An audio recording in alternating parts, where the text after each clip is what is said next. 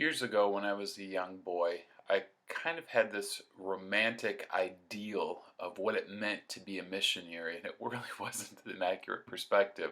I thought being a missionary was some glorious job where you got to travel to distant lands and meet wonderful people and teach them about God and Jesus, and that as a missionary you would teach all these people and inspire them, and they would help you build huge churches that would be overcrowded with people, and that everyone would live happily ever after.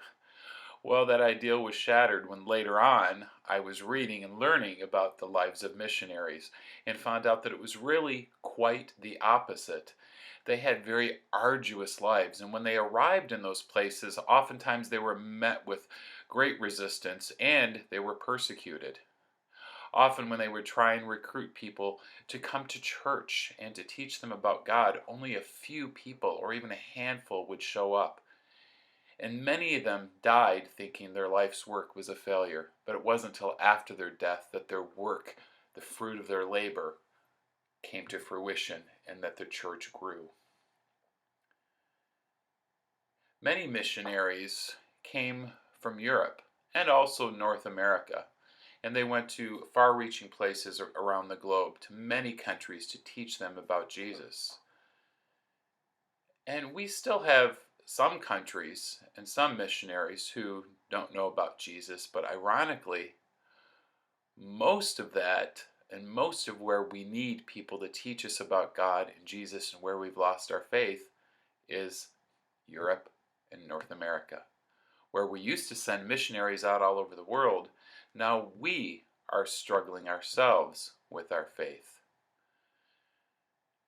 We look at Christians who live in Europe and North America and Australia, and it's interesting that we've had to become our own missionaries to our own people, to our loved ones, family, co-workers, even our fellow church members.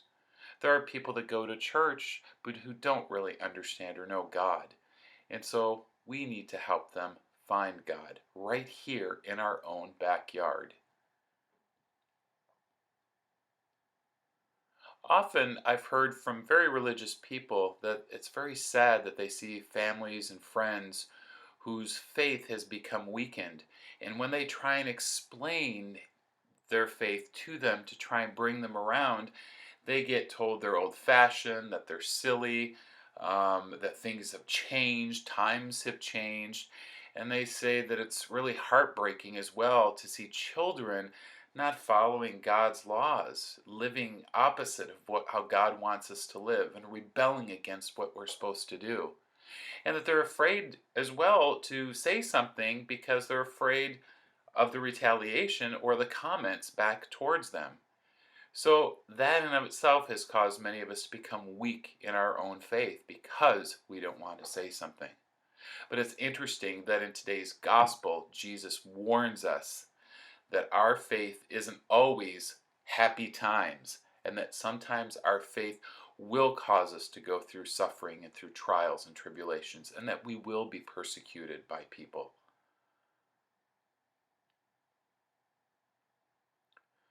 I often will pray that God gives me the grace to keep my faith strong so that when I'm interacting with society or other people, that I don't become weak and fall into place, and that my faith can influence them instead of them influencing me.